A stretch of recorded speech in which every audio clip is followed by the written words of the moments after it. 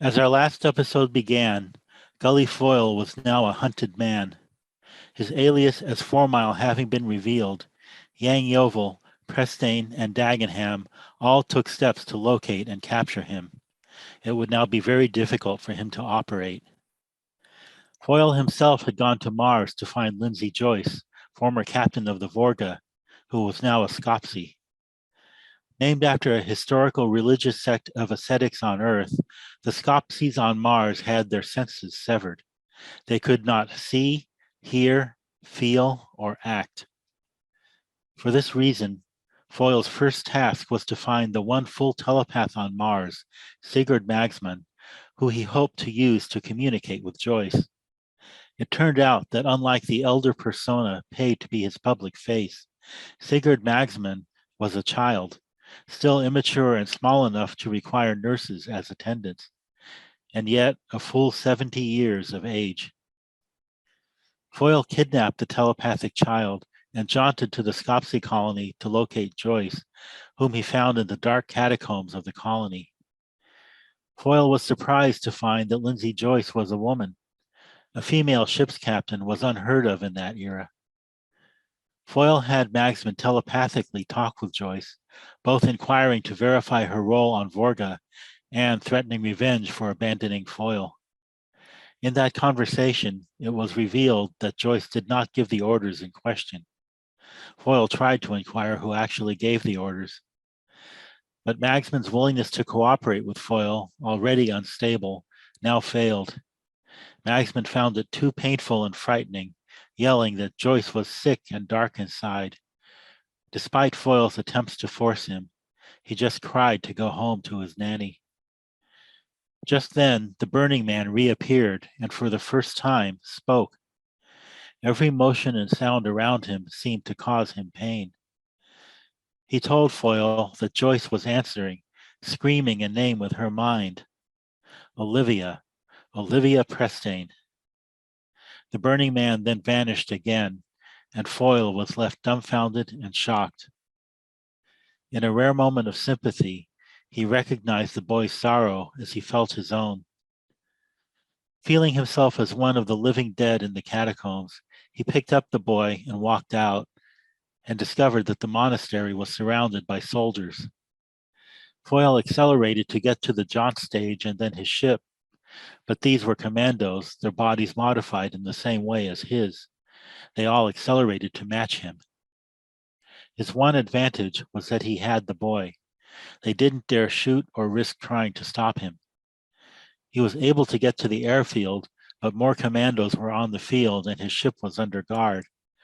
His situation was hopeless until the missiles from the outer satellites arrived at that very moment. This surprise attack momentarily disoriented the soldiers and gave Foyle enough time to get to his ship. He tossed Magsman into the air as a further distraction for the soldiers.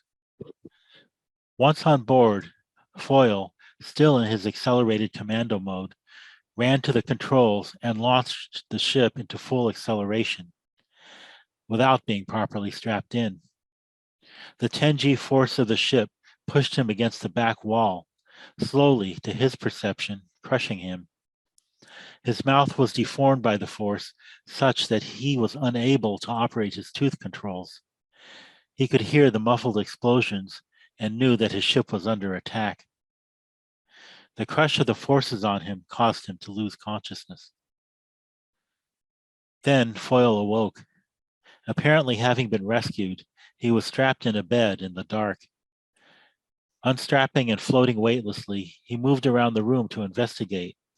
It was clear he was on a ship in space. He found a carafe. The raised letters on it spelled out Vorga. The shock caused him to cry out. The door opened in response, and Olivia Presteign herself came into the room. In their conversation, she confirmed what he had found out.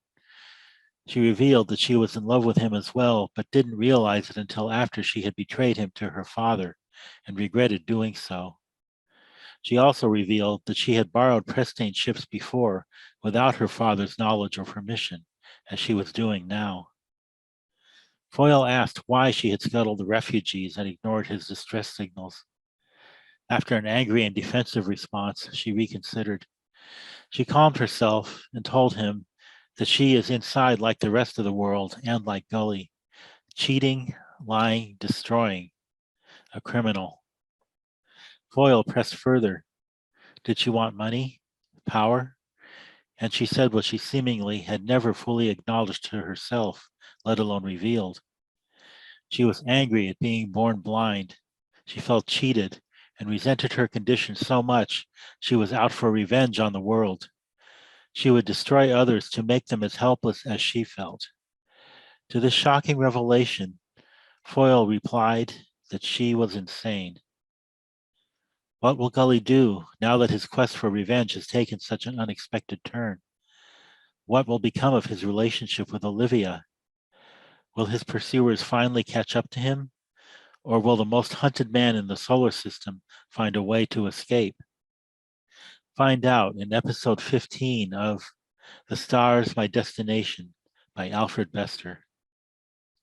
Olivia, you're insane. And you? I'm in love with a monster. We're a pair of monsters. No. No, not you. What have you been doing but paying the world back, like me? What's your revenge but settling your own private account with bad luck? Who wouldn't call you a crazy monster? I tell you, we're a pair, Gully. We couldn't help falling in love. He was stunned by the truth of what she said. He tried on the shroud of her revelation, and it fit, clung tighter than the tiger mask tattooed on his face. It's true. I'm no better than you. Worse. But before God, I never murdered 600. You're murdering 6 million. What? Perhaps more. You've got something they need to end the war, and you're holding out. You mean Pyre? Yes. What is it, this bringer of peace, this 20 pounds of miracle that they're fighting for? I don't know, but I know they need it, and I don't care. Yes, I'm being honest now. I don't care. Let millions be murdered. It makes no difference to us. Not to us, Gully, because we stand apart. We stand apart and shape our own world. We're the strong. We're the damned. We're the blessed. We found each other. Suddenly she laughed and held out her arms. I'm arguing when there's no need for words. Come to me, my love. Wherever you are, come to me. He touched her and then put his arms around her. He found her mouth and devoured her, but he was forced to release her. What is it, Gully, darling? I'm not a child anymore. I've learned to understand that nothing is simple. There's never a simple answer. You can love someone and loathe them. Can you, Gully? And you're making me loathe myself. No, my dear. I've been a tiger all my life. I trained myself, educated myself, pulled myself up by my stripes to make me a stronger tiger with a longer claw and a sharper tooth, quick and deadly. And you are the deadliest. No, I'm not. I went too far. I went beyond simplicity. I turned myself into a thinking creature. I looked through your blind eyes, my love, whom I loathe, and I see myself. The tiger's gone. There's no place for the tiger to go. You're trapped, Gully, by Dagenham, intelligence, my father, the world. I know. But you're safe with me. We're safe together, the pair of us. They'll never dream of looking for you near me. We can plan together, fight together, destroy them together. No, not together. What is it? Are you still hunting me? Is that what's wrong? Do you still want revenge? Then take it. Here I am. Go ahead. Destroy me. No, destruction's finished for me. Oh, I know what it is. It's your face, poor darling. You're ashamed of your tiger face. But I love it. You burn so brightly for me. You burn through the blindness. Believe me. My God! What a pair of loathsome freaks we are! What's happened to you? She broke away from him, her coral eyes glittering. Where's the man who watched the raid with me? Where's the unashamed savage who... Gone, Olivia. You've lost him. We both have. Golly! He's lost. But why? What have I done? You don't understand, Olivia. Where are you? She reached out, touched him, and then clung to him. Listen to me, darling. You're tired. You're exhausted. That's all. Nothing is lost. The words tumbled out of her. You're right. Of course you're right. We've been bad, both of us. Loathsome. But all that's gone now. Nothing is lost. We were wicked because we were alone and unhappy. But we found each other. We can save each other. Be my love, darling. Always. Forever.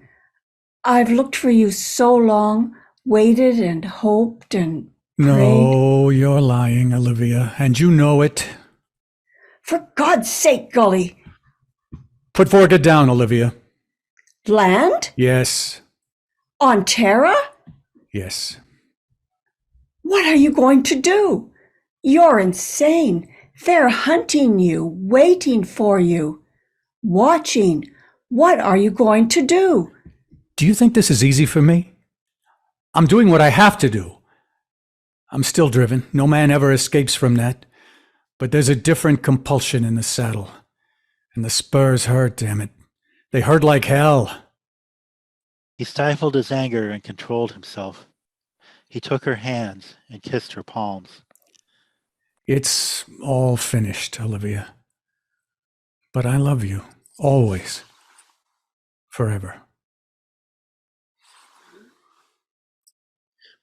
I'll sum it up. We were bombed the night we found Foyle. We lost him on the moon and found him a week later on Mars. We were bombed again. We lost him again. He's been lost for a week. Another bombing's due. Which one of the inner planets? Venus? The moon? Terra again? Who knows? But we all know this. One more raid without retaliation, and we're lost. Dagenham glanced around the table. Against the ivory and gold background of the star chamber of Castle Presteign, his face, all three faces, looked strained. Yang Yovel slitted his eyes in a frown. Presteign compressed his thin lips.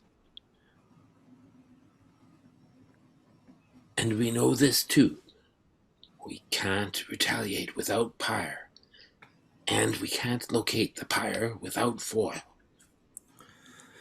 My instructions were that Pyre was not to be mentioned in public. In the first place, this is not public. It's a private information pool. In the second place, we've gone beyond property rights. We're discussing survival, and we've all got equal rights in that. Yes, Belle?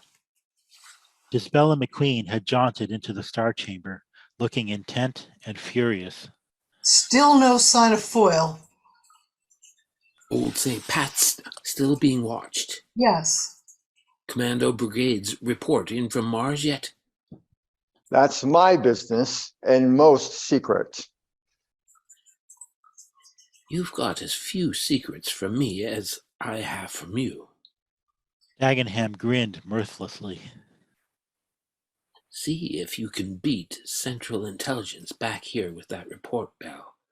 Go. She disappeared. About property rights. May I suggest to Presteign that Central Intelligence will guarantee full payment to him for his right, title, and interest in Pyre. Don't coddle him, Yovel. This conference is being recorded. The captain's offer is now on file. He turned his basilisk face to Dagenham. You are in my employ, Mr. Dagenham. Please control your references to myself. And to your property? Dagenham gave a deadly smile. You and your damned property. All of you and all of your damned property have put us in this hole. The system's on the edge of total annihilation for the sake of your property. I'm not exaggerating. It will be a shooting war to end all wars if we can't stop it. We can always surrender. No, that's already been discussed and discarded at HQ. We know the post-victory plans of the outer satellites. They involve total exploitation of the inner planets. We're to be gutted and worked until nothing's left. Surrender would be as disastrous as defeat. But not for Presteign. Shall we say, present company excluded? All right, Presteign. Dagenham swiveled in his chair. Give. I beg your pardon, sir. Let's hear all about Pyre. I've got an idea how we can bring Foyle out into the open and locate the stuff, but I've got to know all about it first. Make your contribution. No. No, what? I have decided to withdraw from this information pool. I will reveal nothing about Pyre. For God's sake, Presteign, are you insane? What's got into you? Are you fighting Regis Sheffield's Liberal Party again? It's quite simple, Dagenham. My information about the surrender defeat situation has shown Presteign a way to better his position. No doubt he intends negotiating a sale to the enemy in return for property advantages. Can nothing move you? Can nothing touch you? Are you all property and nothing else? Go away, Belle. The whole thing's fallen apart again. Gisbella had jaunted into the star chamber again. Commando Brigades reported. We know what's happened to Foyle. What? Presteign's got him. What? Both Dagenham and Yang Yovel started to their feet. He left Mars in a private yawl, was shot up, and was observed being picked up by the Presteign SS Vorga. Damn you, Presteign. So that's why you've been... Wait. It's news to him too, Dagenham. Look at him. Prestein's handsome face had gone the color of ashes. He tried to rise and fell back stiffly in his chair. Olivia, with him, that scum. Presteign?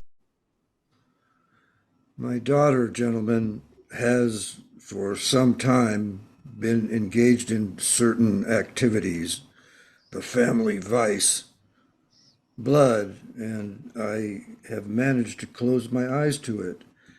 Had almost convinced myself that I was mistaken. But Foyle, dirt, filth, he must be destroyed.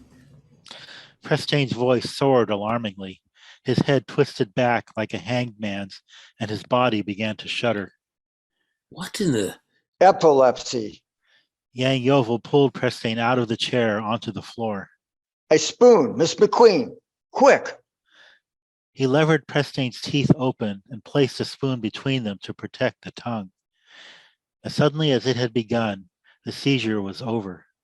The shuddering stopped. Prestein opened his eyes. Seizure. Yang Yovel withdrew the spoon. But he'll be dazed for a while.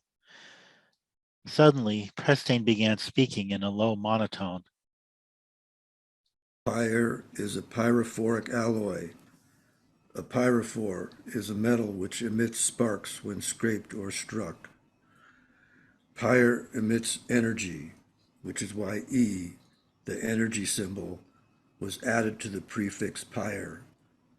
Pyre is a solid solution of transplutonium isotopes, releasing thermonuclear energy on the order of stellar phoenix action.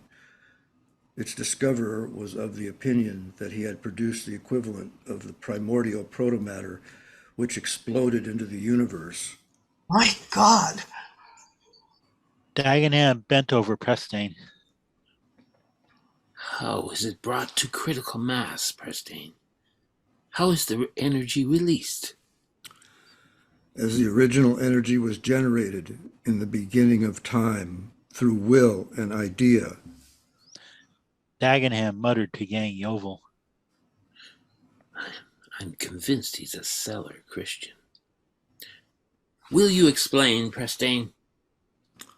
Through will and idea, pyre can only be exploded by psychokinesis. Its energy can only be released by thought. It must be willed to explode and the thought directed at it. That is the only way. There's no key, no formula? No, only will and idea are necessary. The glazed eyes closed. God in heaven. Dagenham mopped his brow. Will this give the outer satellites pause, Yovel? It'll give us all pause. It's the road to hell. Let's find it and get off the road. Here's my idea, Yovel. Foyle was tinkering with that hell brew in his lab in Old St. Pat's, trying to analyze it. I told you that in strict confidence. I'm sorry, dear. We're past honor and the decencies. Now look, Yovel, there must be some fragments of this stuff lying about as dust, in solution, in precipitates. We've got to detonate those fragments and blow the hell out of Foyle's circus. Why? To bring him running, he must have the bulk of the pyre hidden there somewhere. He'll come to salvage it. What if it blows up too? It can't, not inside an inert lead isotope safe. Maybe it's not all inside. Bell says it is, at least so Foyle reported. Leave me out of this. Anyway, we'll have to gamble. Gamble on a Phoenix action? You'll gamble the solar system into a brand new nova. What else can we do? Pick any other road, and it's the road to destruction, too. Have we got any choice? We can wait. For what? For Foyle to blow us up himself with his tinkering? We can warn him. We don't know where he is. We can find him. How soon? Won't that be a gamble, too? And what about that stuff lying around waiting for someone to think it into energy? Suppose a Jack Jaunter gets in and cracks the safe, looking for goodies, and then we don't just have dust waiting for an accidental thought, but 20 pounds. Isabella turned pale. Dagenham turned to the intelligence man. You make the decision, Yovel. Do we try it my way, or do we wait? I was afraid of this. Damn all scientists. I'll have to make my decision for a reason you don't know, Dagenham. The outer satellites are onto this too. We've got reason to believe that they got agents looking for Foyle in the worst way. If we wait, they may pick him up before us. In fact, they may have him now. So, your decision is? The blow up. Let's bring Foyle running if we can. No! How? Oh, I've got just the one for the job. A one-way telepath named Robin Winsbury. When? At once. We'll clear the entire neighborhood. We'll get full news coverage and do a full broadcast. If Foyle's anywhere in the inner planets, he'll hear about it. Not about it. He'll hear it. It'll be the last thing any of us hear. Will an idea. As always, when he returned from a stormy civil court session in Leningrad, Regis Sheffield was pleased and complacent, rather like a cocky prizefighter who's won a tough fight. He stopped off in Bleckman's in Berlin for a drink and some war talk, had a second and more war talk in a legal hangout on the Quai d'Orsay, and a third session in the Skin and Bones opposite Temple Bar. By the time he arrived in his New York office, he was pleasantly illuminated. As he strode through the clattering corridors and outer rooms, he was greeted by his secretary with a handful of memo beads. Knocked Joe Danchenko for a loop, judgment and full damages. Old DD's sore as a boil. This makes the score 11-5 my favor. He took the beads, juggled them, and then began tossing them into unlikely receptacles all over the office, including the open mouth of a gaping clerk. Really, Mr. Sheffield, have you been drinking? No more work today. The war news is too damn gloomy. Have to do something to stay cheerful.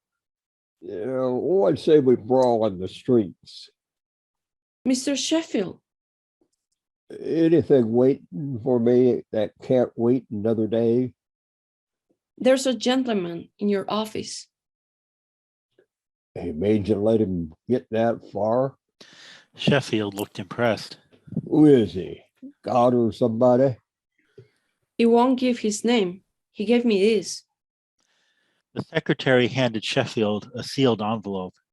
On it was scrawled, "Urgent." Sheffield tore it open, his blunt features crinkling with curiosity. Then his eyes widened. Inside the envelope were two 50,000 notes. Sheffield turned without a word and burst into his private office. Foyle arose from his chair. These are genuine. To the best of my knowledge. Exactly 20 of these notes were minted last year. All are deposited in Terran treasuries. How did you get a hold of these two? Mr. Sheffield? Who else? How did you get a hold of these notes? Bribery. Why? I thought at the time that it might be convenient to have them available. What for?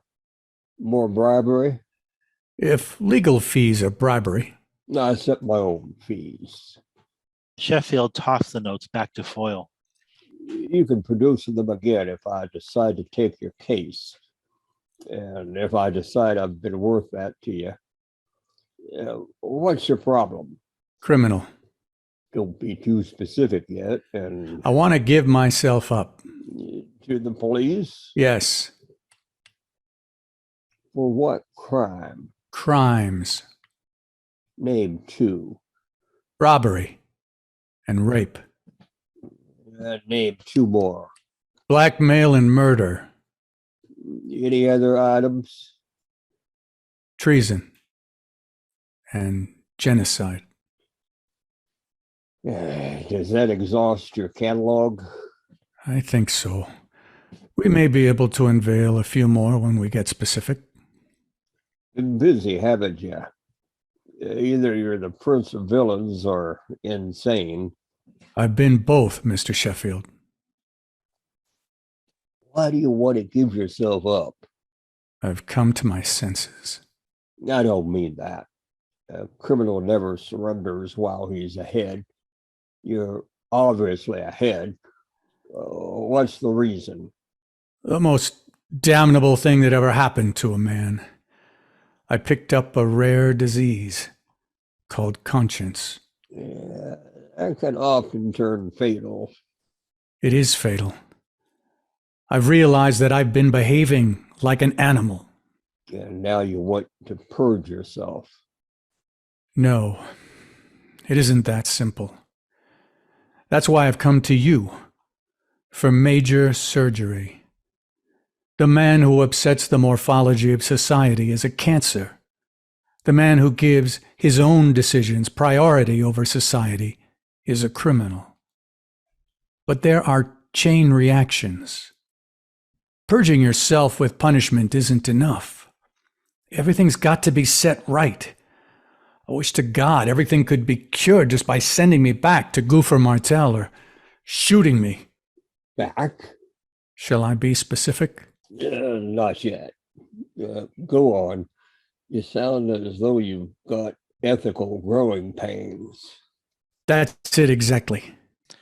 Foyle paced in agitation, crumpling the banknotes with nervous fingers. This is one hell of a mess, Sheffield.